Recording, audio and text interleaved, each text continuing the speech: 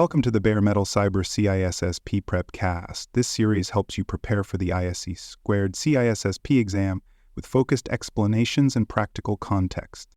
In this episode, we will explore the critical topics of risk response and risk appetite. These two concepts are fundamental to any effective cybersecurity risk management program. After you identify and assess a risk, you must decide what to do about it.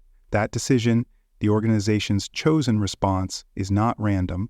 It is based on how much risk the organization is willing to tolerate, what its strategic goals are, and what resources are available to manage the threat. Understanding these ideas is essential if you want to lead cybersecurity programs, advise senior executives, or help build resilient security strategies that protect not only systems and data, but also people and operations. Let us begin with the concept of risk response.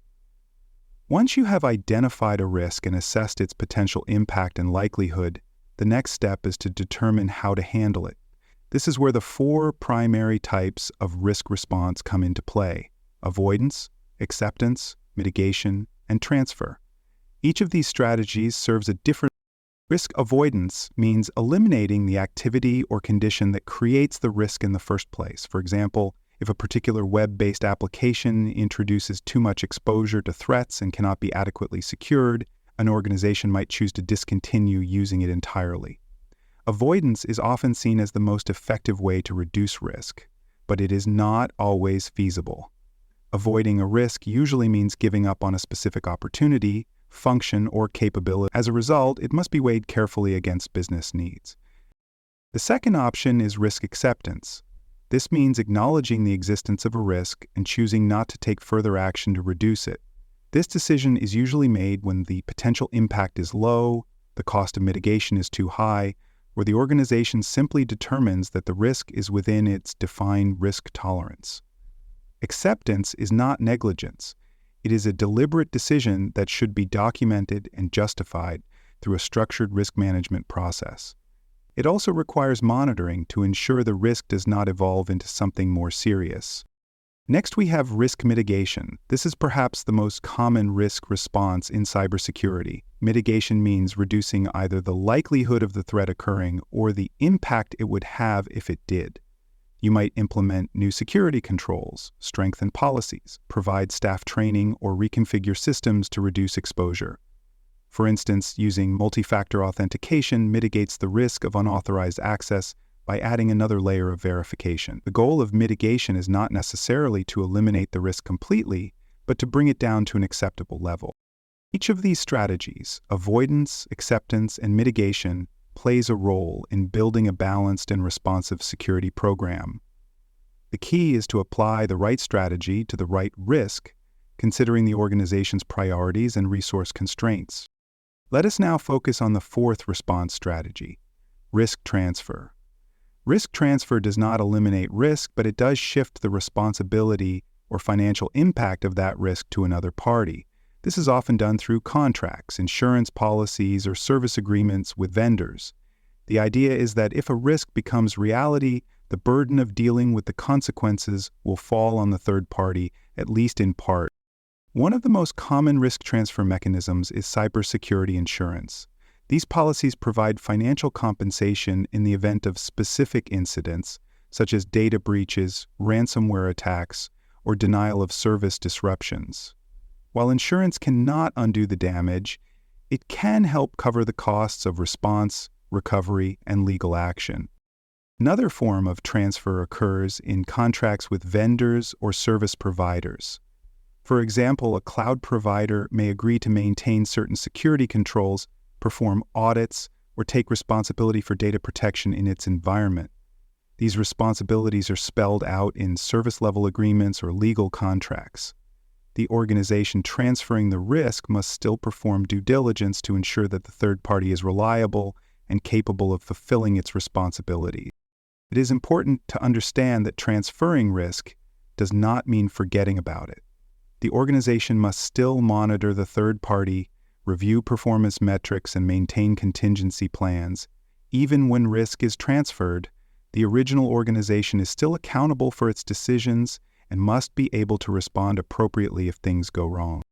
For more cyber-related content and books, please check out cyber.me. Also, there are other podcasts on cybersecurity and more at baremetalcyber.com. Let us now move to the concept of risk appetite and risk tolerance. These two terms define how much risk an organization is willing to accept in pursuit of its goals.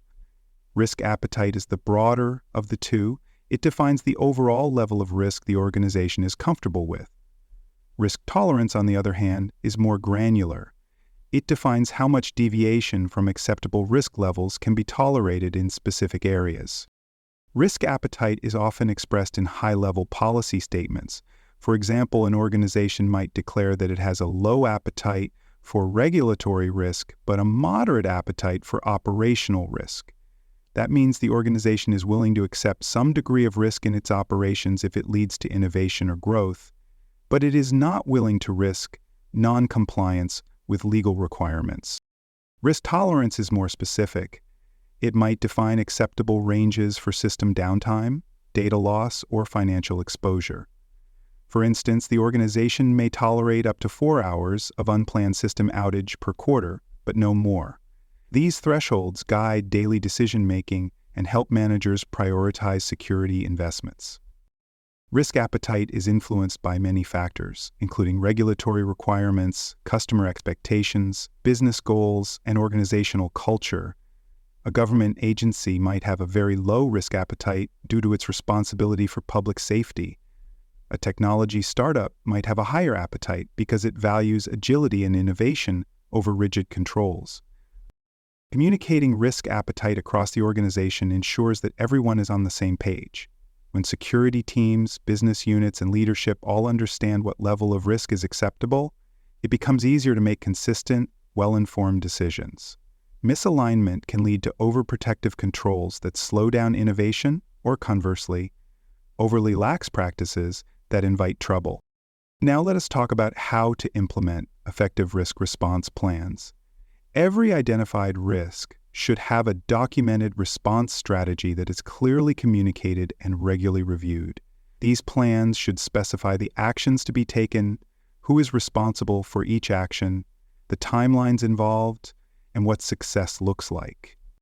Creating effective response plans requires collaboration across departments. Risk management is not just a security team function. It involves business units, legal, finance, human resources, and more. Everyone must understand their role in identifying, reporting, and responding to risks. Senior leadership must be involved as well, especially for high-priority risks. Their support is needed to allocate resources, approve major decisions, and set the tone for the organization. Response plans should be tested periodically through tabletop exercises, simulations, or real-world drills. This helps identify gaps, clarify responsibilities, and improve coordination. Plans that are not tested tend to be incomplete or unrealistic. Testing builds confidence and ensures that the team is ready to act when real incidents occur. Monitoring is also essential. Once a response strategy is implemented, it must be evaluated to ensure it is working as intended. If mitigation controls fail to reduce risk, or if transferred risk is not properly managed, adjustments must be made. Continuous monitoring allows organizations to detect problems early and make improvements before an incident occurs. Finally, risk response plans should be integrated with the organization's business continuity and disaster recovery strategies. If a cyber incident causes major disruption, the response plan must align with procedures for restoring operations, communicating with stakeholders, and maintaining critical services.